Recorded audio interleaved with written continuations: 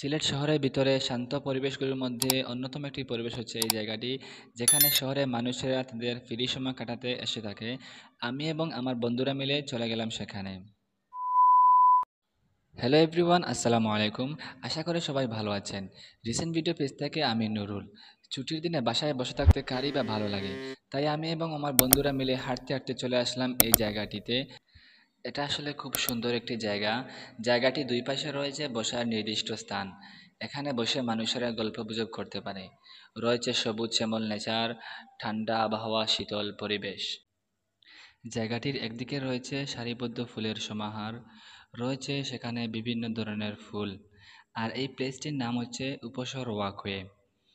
এটির লোকেশন হচ্ছে উপসর রোজভি হোটেলের ঠিক পিছনে। এই ওয়াকওয়ের ঠিক অপোজিটে রয়েছে সেম একটি ওয়াকওয়ে। মাঝখানে বয়ে আছে ছোট্ট একটি খাল। আর সবচেয়ে সুন্দর দৃশ্য হলো এই অ্যারাবিক রিভার।